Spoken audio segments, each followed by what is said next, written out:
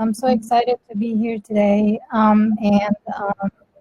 am talking to you from Detroit, Michigan, United States. But as Ailey mentioned, I work in Tennessee.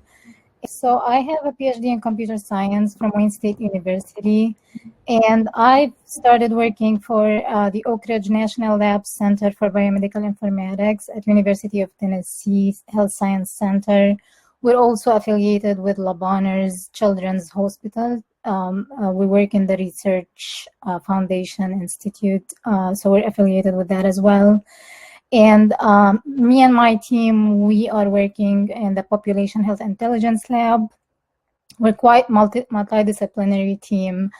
I work for Dr. Arash Shapan-Nijad. This talk is based on a recent journal article I published in JMIR, Journal for Biomedical Informatics. And the motivation for this work was based on a family resilience initiative started in Labanner about now like almost 2 years ago. And it's a screening program for adverse childhood experiences and social determinants of health. And then the rest of the talk, I'm just going to be referring to those as ACs and SDOH. The program addresses social needs through community outreach coordinators, and they have a strong resource referral network. And they have these quarterly reports where they show statistics of cases that have been enrolled in the program. And they also have descriptive anecdotes of the clients that have been coming to the clinic. And so it's voluntary. It happens right after the primary care visit. They detect issues such as, when it comes to adverse childhood experiences, they detect issues related to child behavioral issues.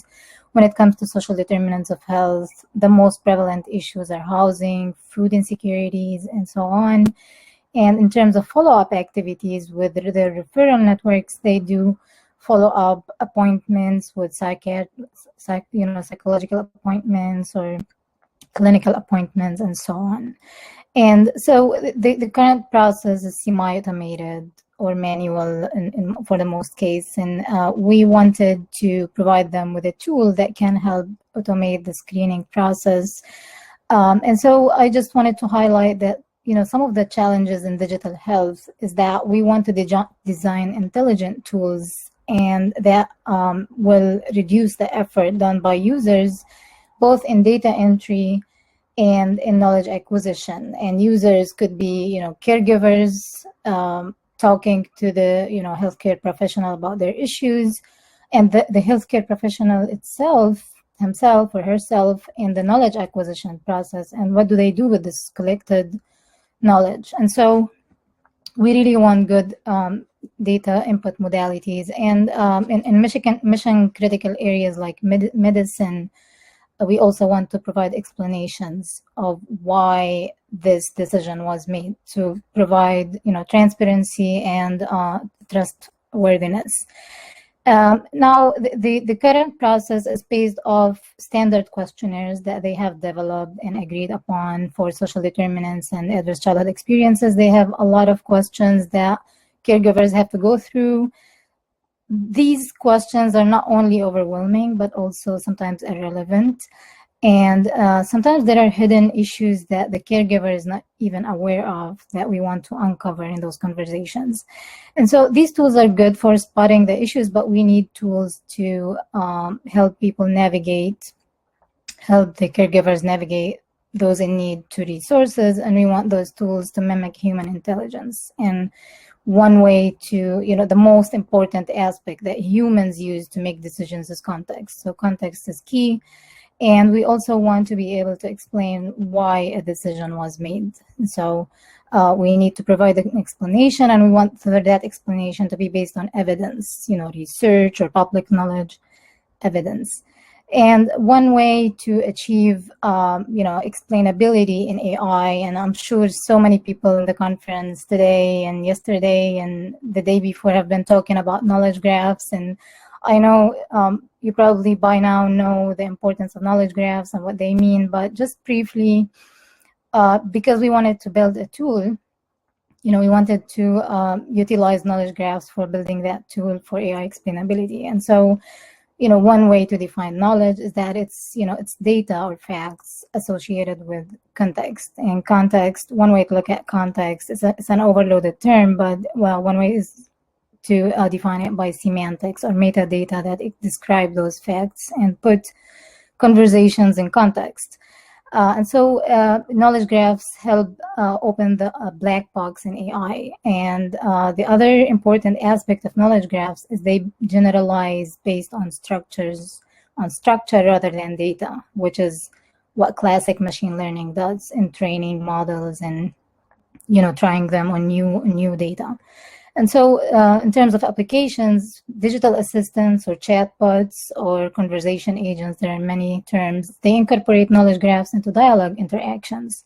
And so users would be the input from the user would be data and context, and those serve as parameters to queries. We run those queries by knowledge graphs. We personalize and enrich those knowledge graphs. And then the other application is recommendation systems that can use those query results to detect personalized resource suggestions. And so our approach for AI explainability is both, it's knowledge driven, it uses knowledge graphs, but it's also evidence based. So we would like to provide explanations both based on the graph structure and path traceability, but also based on research published or trials registered. And so we want to provide some quantitative data. And so starting from the bottom, we have been working on something that we called knowledge-based urban population health observatory. So we collect evidence, and this evidence is not individual level evidence, it's public evidence. It's community level indicators collected from several sources like US Census surveys and ESRI and CDC, and we also have local community partners such as Memphis Property Hub, where we have data about things like transportation, things like walkability scores in a neighborhood, and that is a different level of geographic granularity. So zip codes, census tract, and census block group levels, and sometimes at the parcel level. And so we have been collecting that data about, we call them social determinants of health, for a while now, and we have been doing a lot of association studies linking those to health outcomes. And on the top of that, we process that raw data and we try to come up with epidemiological, metric scores like affinity scores and results of association analyses. And so that's the evidence that we're collecting. And also we utilize semantic web technologies such as ontologies. We define epidemiological ontologies, surveillance ontologies, and we use those to do semantic inference. And we feed concepts from those ontologies into building knowledge graphs as well. And so that provides a good base for applications. And so going to the top, we expose the results through APIs, and there are so many technologies out there to query graphs, or either locally or globally, depending on the domain. And then we provide explanations. So we provide recommendations, but we also explain those. And because we perform different kind of analysis techniques, either causal inference or association, through regression analyses, we can pull the results and we can actually provide explanations of why we made certain recommendations. And we feed those into the applications such as digital assistants and recommender systems. And we can even do analytics on aggregated data based on previous conversations. And so, since this is not a research conference, I just wanted to highlight that we, when in building this tool, I've utilized several technologies, and you probably heard about some of this in the conference. So to build the ontology, we utilized Protege. To build the QA agent or the chatbot, we utilized Google Dialogflow and also the Google Cloud Platform. And for the knowledge graph, we utilize the Neo4j graph technology and a couple of plugins associated with that technology as well. As for the ontology, it was developed by previous postdoc that was working with my PI, and he, in that ontology, he encoded epidemiological knowledge related to social determinants of health, adverse childhood experiences, and how those cause certain negative health outcomes, and what kind of interventions we can do in order to mitigate those outcomes. And the ontology includes both concept hierarchies, and I'm sure through the conference today you've seen several ontologies and what they mean. But this is a very conceptual diagram, but it's a comprehensive ontology of both concept hierarchies, object properties between the different contexts, as well as data type properties, and also axioms, epidemiological causal relationships through axioms. And in building this ontology, we, or Jan, he referred to those standard questionnaires, and so he relied on surveys, on basic foundation research papers on the topic, and he also published the ontology in RDFS OWL format on bioportal, so it's available, and for reuse by other researchers. And he did reuse existing ontologies, but we wanted to put that ontology into use, into a tool. And so moving to the QA agent, as I said, we utilized Google Dialogflow. And for those who are not familiar with this framework, just like IBM Watson and other frameworks, we have to start by building an agent. So we have to define an agent. And let's say I'm working on different application domains. One domain is this AC's surveillance.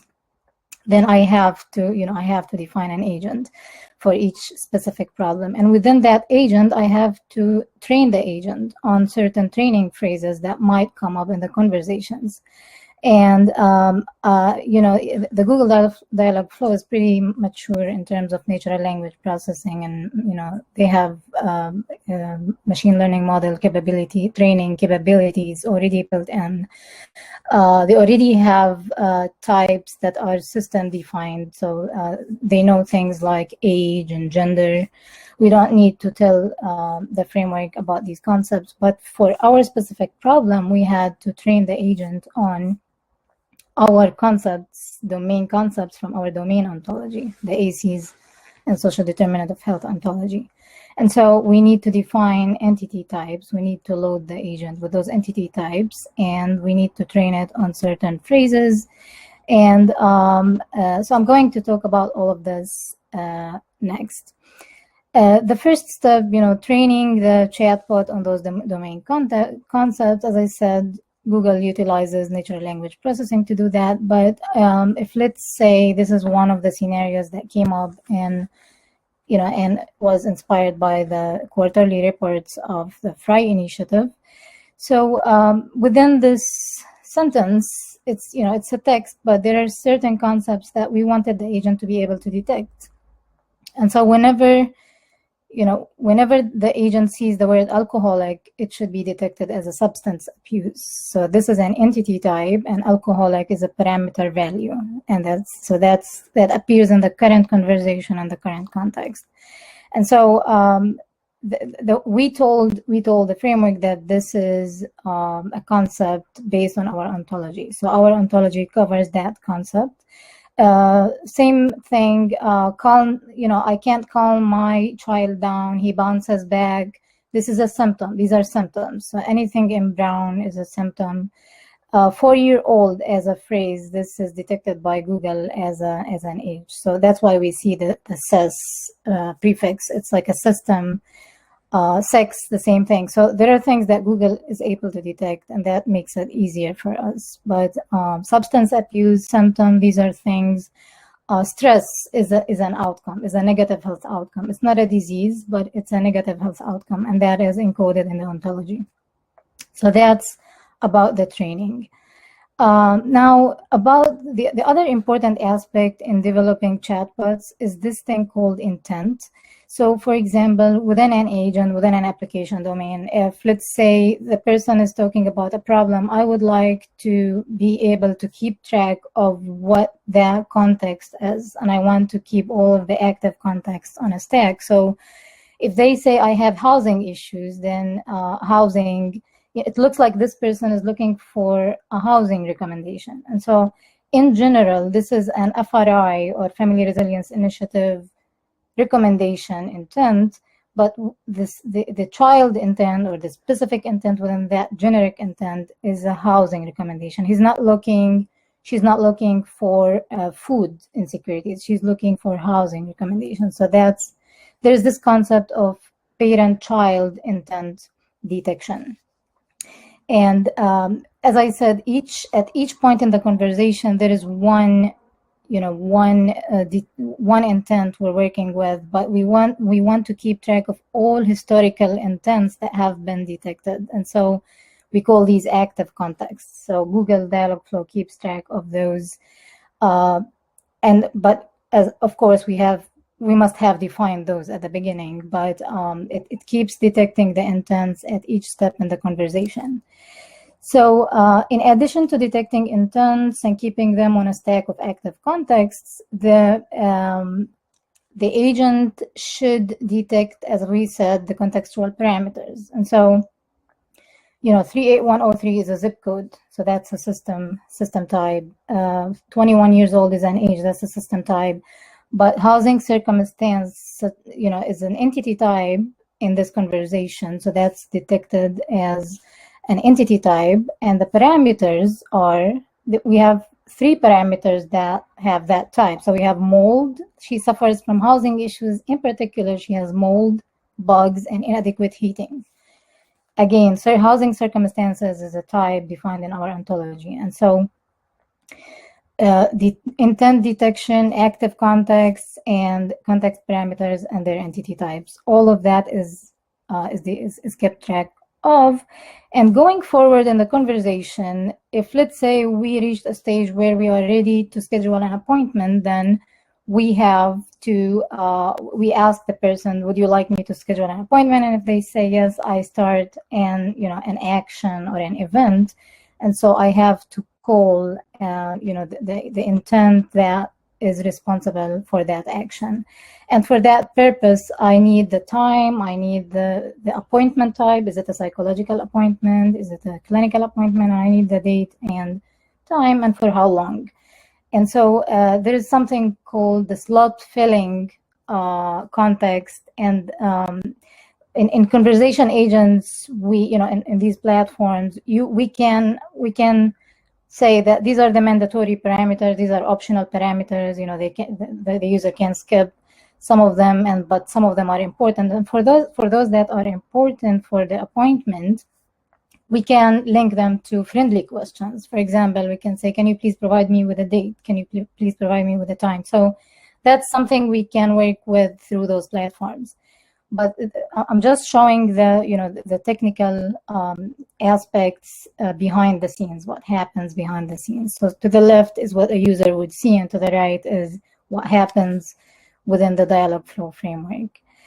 The third thing, and that's very important, is how do we lay all of this information over to our recommendation or knowledge graph generation service or backend component, is through again, this is done through the Google Cloud Platform through something called fulfillments. And so a fulfillment is simply it's like a service that could be either user defined, so we could define our own recommendation service endpoint. And for those who use Google Cloud Platform, you're probably familiar with this. So we have to define our own service and what it does, but we can also utilize the Google Cloud Platform APIs. And that's one of the reasons why I chose this platform. For example, if I want to schedule an appointment, I could invoke the Google Calendar API and do I could trigger the calendar app on the user side, and they can just automatically add the appointment. I can invoke the Google Places API if I want to look for clinics around. So I don't have to redefine, I don't have to reinvent the wheel. I can use existing APIs. And so that's what fulfillment does. So it's like an intermediary component for communication between the chatbot and whatever other services I would like to use, such as Neo4j and those other components. And so that's for the agent or the chatbot. Now, through the fulfillment, we pass over the parameters and their entity types to the knowledge graph. So now we have data in terms of values, and we have context in terms of those entity types. So we have concepts and data. And so we would like to build a graph that is personalized to this specific user, and we would like to enrich that graph gradually and populate it with values or facts or data that the user did not even mention in the conversation. And for that purpose, we collect evidence, as I mentioned earlier, through this observatory or through publicly available research articles.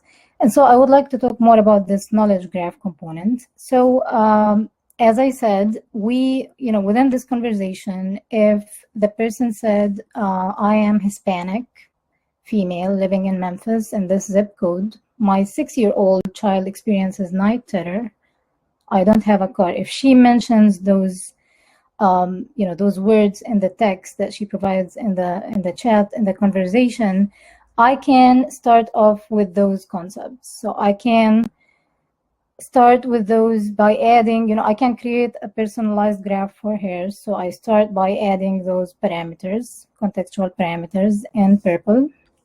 So all these circles, Hispanic 38103. So these are things that, she mentioned. And then I start linking those parameter values to their entity types based on concepts, either common sense concepts or concepts defined in my ontology.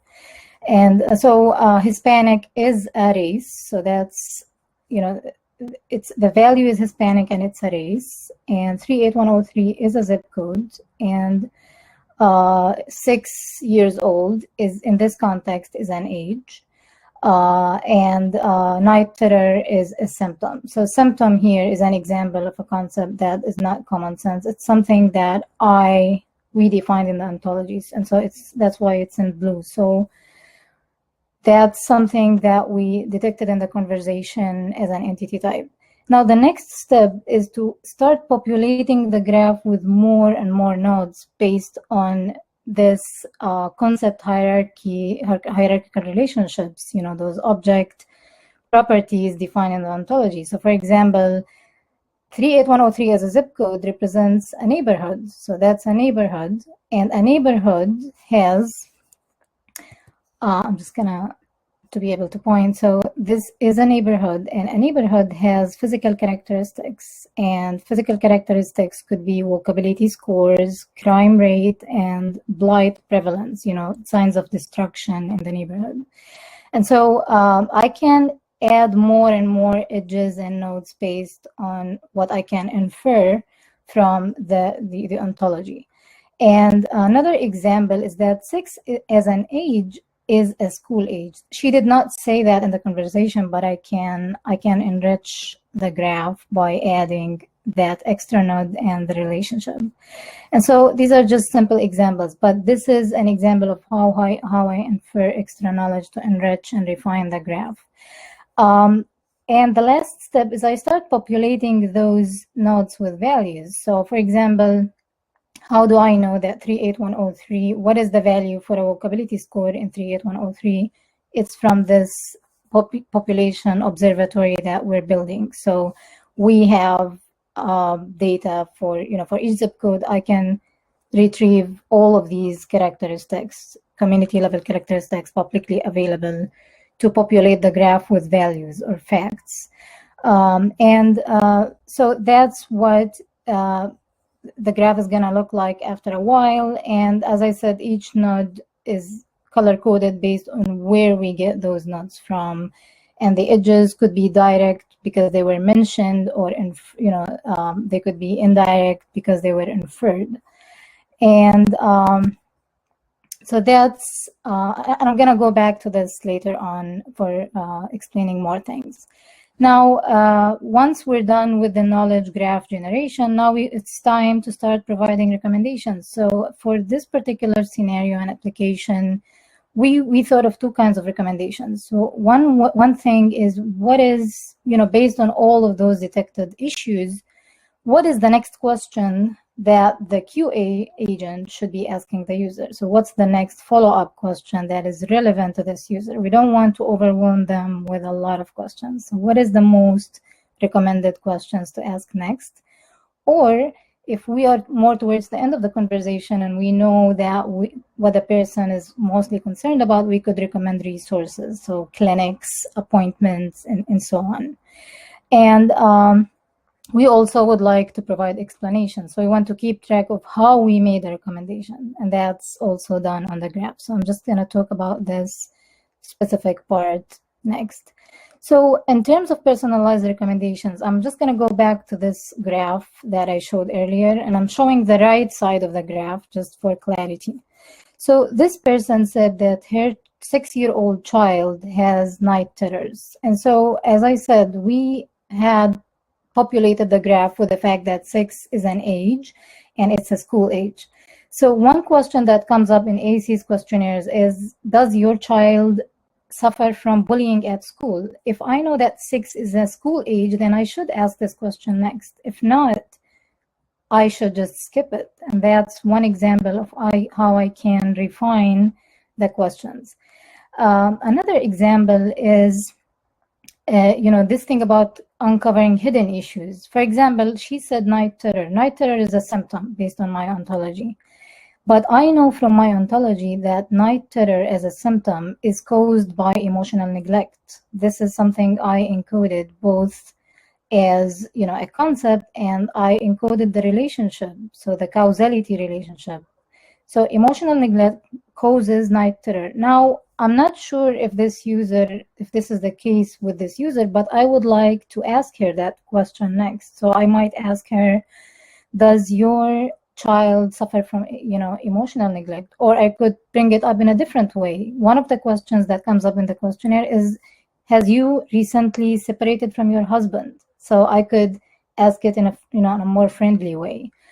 And if she says yes, we can follow up on that question. If she says no, we can move to the next stage, where we can start suggesting psychiatry clinics.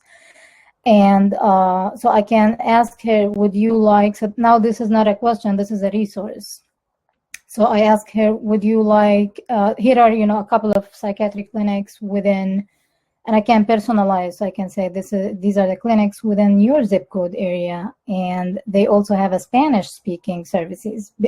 Based on the fact that she provided those two contextual parameters about zip code and the fact that she's Hispanic. So this is an example of how I can personalize, and how a suggestion can be either a resource or a follow-up question.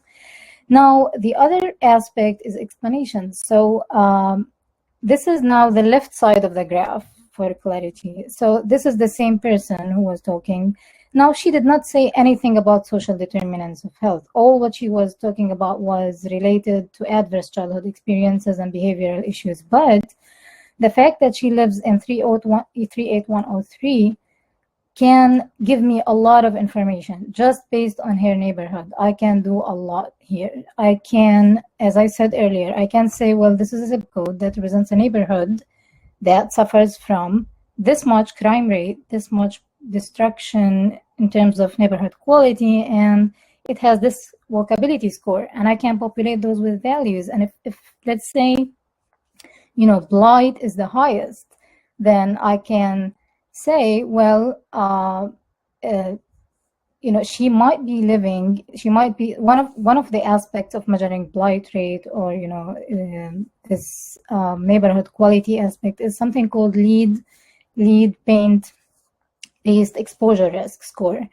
And so they calculate the score based on several things. One of them is that she's living in a house that might be painted with a lead-based paint, and that could expose her to toxicants, and exposure to toxicants might cause negative health outcomes like asthma. And so I could do all of this behind the scenes and then give her a follow-up question that she was not even aware of. I could ask her, does anybody in your household suffer from asthma? And if she says yes, I can directly give her resource suggestions of asthma clinics. If it's her child, then I can suggest pediatric asthma clinics, and I can again personalize based on her zip code and her ethnicity. And I can trace back on this. So this is an example of something she did not mention, and I want to show the person behind the chat who's talking to the user why I came up with all of this. So I can trace back on the graph and come up with this path of reasoning of why I made, I suggested for the healthcare practitioner to ask that question or suggest those resources. And so I can, this is the beauty of graphs. I can always provide the path. It's white box, it's not black box. And so in going forward to developing the tool, we wanted a tool design that reflects all of this. So yes, we want this chatbot to be available to the end user. In this case, it's the child parent or the caregiver, but we also wanted to provide all of these recommendations to the healthcare practitioner or social worker, depending on the domain.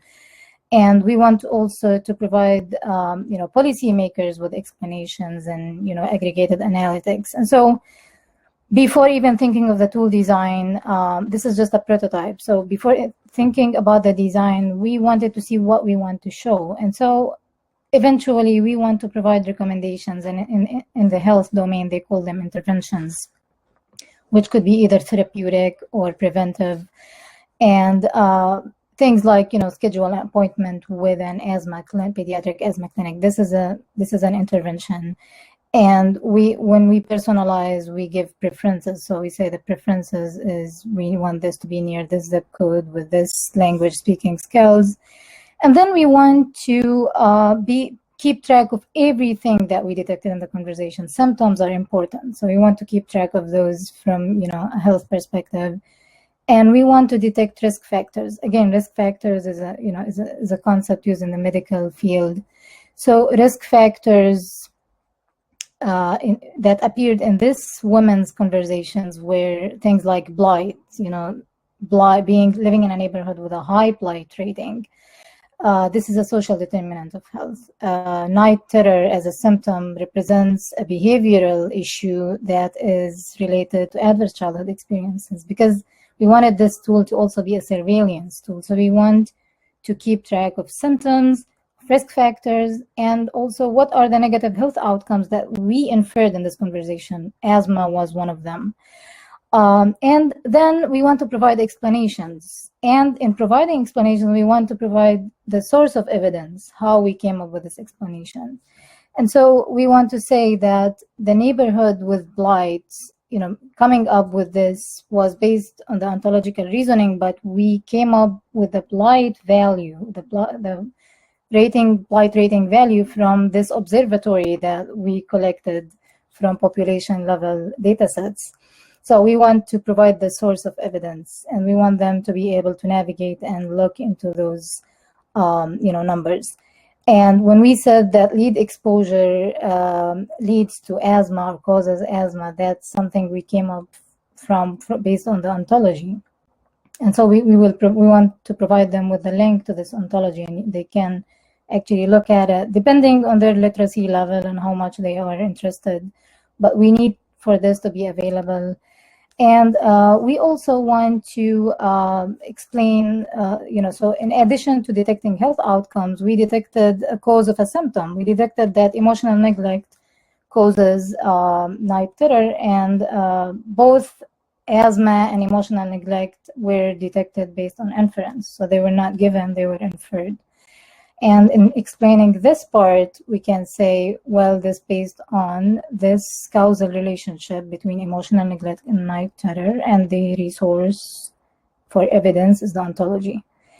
And so the the last thing I want to talk about is the tool design that we thought of, and it's really preliminary, and we're working on refining and revising it. But there are two views of this tool. The first view is which provides the recommendations and the explainability and the detection of social determinants, risk factors, ACs, and all of that, and the analytics, the aggregated analytics based on all previous conversations. That is something that we would like the healthcare professional or the policymaker to look at. And example of explanations, as I said. So for example, here, the healthcare practitioner can, for example, when we said that this patient has the following symptoms or risk factors: exposure to lead-based pain, that a patient has a certain risk score, and the fact that they should be screened for asthma. So all of that is, these are suggestions, but if they want to explain this, they can click on a question mark, to explain why we made these decisions, and we can show them a pop-up or like a different view where they can see why we made this. So one way of explaining this is based on semantic inference, and we can provide a brief description of the causal relationship and the link to the ontology if they would like to look at it. And if, let's say, this conversation detected 4 behavioral aspects about that this child suffers from, then we can give them an adverse childhood experience score 4, because there were 4 answers. We asked them 4 follow-up questions and they said yes to all 4, then we can give them this score. And if they can decide if this is a high score or a low score, or what they should do based on the score based on the literature. So we can give them article DOIs, so they can pull up articles, authentic articles about ACs and health outcomes. So this is an example of how we provide explanations. And as I said, we can provide geocoded, since this is a tool, we can provide geocoded resource suggestions of clinics or housing authorities within their zip code, and we can show it on a map. And for the end user or the caregiver, we can give them, we can load these suggestions into the chat box, and we can either do this automatically or give the healthcare practitioner the option to, approve that this is the next question or not, because this is something that needs evaluation. So we can try this with a few scenarios and see what works best.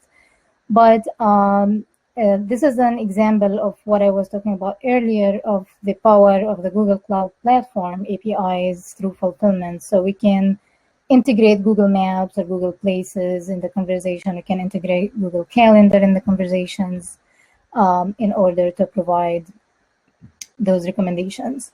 And so we're working on evaluating this and trying to bring it to realization with the FRI initiative team at La Bonheur, and we're looking to get funding for actually implementing the entire tool and integrated in clinical workflows. Thank you so much for listening, and this is the end of my presentation.